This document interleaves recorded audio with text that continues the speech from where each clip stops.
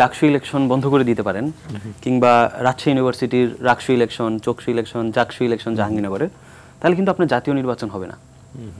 তো এই জায়গা থেকে দেখেন ক্যাম্পাসে একটা অস্থিতিশীল পরিস্থিতি তৈরি করার একটা চলছে, যেটা আমরা লাগাতার দেখতেছি, মানে একটা সিরিজ অফ ভায়োলেশন আমরা দেখতেছি ক্যাম্পাস ভিত্তিক। তো এই জায়গাটা থেকে আজকে যদি আপনি স্পেসিফিকলি খেয়াল করেন যে ঢাকা বিশ্ববিদ্যালয়ে কি হয়েছে, ঢাকা বিশ্ববিদ্যালয়ে ডাকসু নির্বাচন হচ্ছে। এক্ষেত্রে আপনি জানেন যে ঢাকা বিশ্ববিদ্যালয়ের একজন শিক্ষার্থী, তার নাম হচ্ছে ফাহমিদা আলম। তিনি বামজোট মনোনীত একটা প্যানেলে তিনি হচ্ছে মুক্তিযুদ্ধ এবং গণতান্ত্রিক আন্দোলন বিষয়ক একটা পদে তিনি প্রার্থিতা করছেন। তিনি সম্প্রতি হাইকোর্টে একটা রিট করেছেন। তার রিটটা হচ্ছে এই ইস্যুতে যে শিবির সমর্থিত যে প্যানেল আছে, ওই প্যানেলের জিএস পদপ্রার্থী যিনি, তার নাম হচ্ছে এস এম ফরহাদ। ওই ফাহমিদা আলমের রিটের দাবি হচ্ছে যে এই এস এম ফরহাদ বিগত সময়ে তিনি ছাত্রলীগের পোস্টের নেতা ছিলেন, অথবা ছাত্রলীগের সাথে তার একটা যোগ সাজশ আছে, যে কারণে তিনি জিএস পদে ডাকসুতে প্রার্থী হতে পারবেন কিনা বা তার প্রার্থিতা বৈধ কিনা সেদিকে তিনি চ্যালেঞ্জ করেছেন। তার যুক্তি হচ্ছে ঢাকা বিশ্ববিদ্যালয়ের এই যে ডাকসু কেন্দ্র করে যে একটা ইলেকশন বডি আছে, তারা ছাত্রলীগের সাথে জড়িত থাকায় কিংবা ফেসিবাদী আন্দোলন বিরুদ্ধে অবস্থান করায় দুজনের প্রার্থী কিন্তু ইতিমধ্যে বাতিল করেছে ঢাকা বিশ্ববিদ্যালয় প্রশাসন। ফরহাদেরটাও কেন বাতিল হবে? তাহলে ফরহাদেরটা কেন বাতিল করবে না? তাহলে আপনি যদি একটু খেয়াল করেন যে তাহমিদা আলমের যে রিট, সেটি কিন্তু সুনির্দিষ্ট একটা স্পেসিফিক ইস্যুতে, ফরহাদের ইস্যুতে। তাইলে এখন আদালতে যখন রিট দায়ের করে, আদালতের ঘোষণা আসবে কি স্পেসিফিক ইস্যুতে, যে ফরহাদ যদি ছাত্রলীগের সাথে জড়িত থাকে তাহলে ফরহাদের প্রার্থিতা বাতিল হবে, এটা আদালত রায় করবে।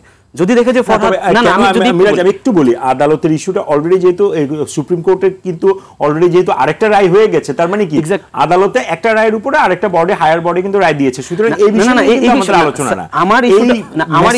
আমার মেসেজটা হচ্ছে এই ইস্যুটা দিয়ে কিভাবে ঢাকা বিশ্ববিদ্যালয়কে অস্থিতিশীল করতেছে, এটা যদি আপনি একটু আমাকে সময় দেন আমি ব্যাখ্যা করার চেষ্টা করছি। আদালত হয় রিট দিবে যে এস এম ফরহাদ তিনি জিএস পদপ্রার্থী, তিনি তার প্রার্থী হইতে পারবেন, তার যেহেতু কোনো নাই, হয়তো আদালত এই রায়টা দিবে যে তিনি ছাত্রলীগের সাথে যদি জড়িত থাকে তাহলে তার প্রার্থীতা বাতিল, আর যদি জড়িত না থাকে তাহলে তিনি নির্বাচন করতে পারবেন সিঙ্গেল ইস্যুতে।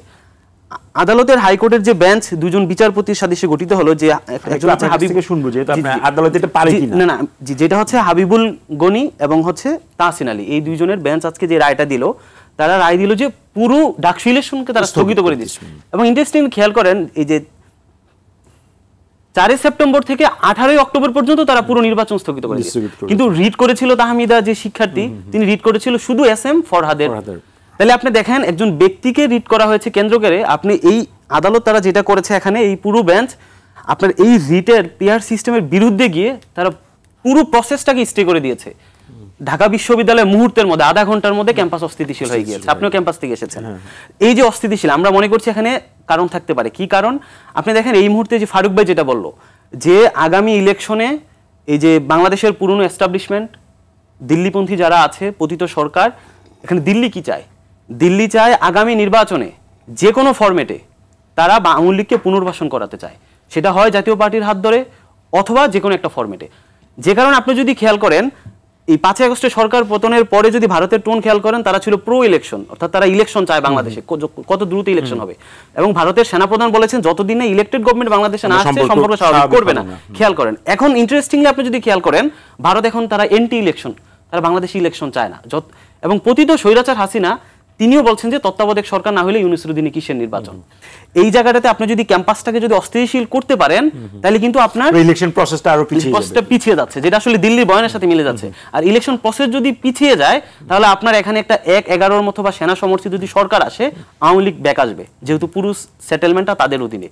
তাদের অধীনে বলতে আপনি তো সংস্কার করতে পারেন নাই, প্রশাসনিক, ডিজিএফআই, আপনার রাষ্ট্রের সাংবিধানিক কোনো সংস্কার আপনি করতে পারেন নাই। তো যখন একটা 1-11 মতো সরকার আসবে, কিংবা তত্ত্বাবধায়ক সরকার যদি নিয়ে আসা যায়, এই অস্থিতিশীল কেন্দ্র করে সুবিধাভোগী হবে আওয়ামী লীগ। কিন্তু দুঃখজনক সাথে আমি যেহেতু আপনি মোশাররফ ভাইয়ের কাছে যাবেন, আমার দুঃখটা এই জায়গায় যে এই মুহূর্তে যদি ইলেকশন পিছিয়ে যায়, সবচেয়ে বড় ক্ষতিগ্রস্ত কে হবে? ডেফিনেটলি বড় দল হিসেবে বিএনপি ক্ষতিগ্রস্ত হবে। কিন্তু আমরা দেখতেছি এই যে ক্যাম্পাস অস্থিতিশীলতার পেছনে বিএনপির একটা গ্রুপ কেন জানি জড়িত। খেয়াল করেন, আমি যদি বলি, প্রথম চট্টগ্রাম একদম সংক্ষেপে, চট্টগ্রাম বিশ্ববিদ্যালয়ে যে অস্থিতিশীল পরিস্থিতি তৈরি হয়েছে, সেখানে কুসুম বড়ুয়া এলাকাবাসীকে নিয়ে ছাত্রদেরকে হামলা করার জন্য নেতৃত্ব দিচ্ছে। তিনি বিএনপির নির্বাহী কমিটির একজন সদস্য, বিএনপি তাকে সাথে সাথে তাকে সব দলীয় কার্যক্রম থেকে বহিষ্কার করে।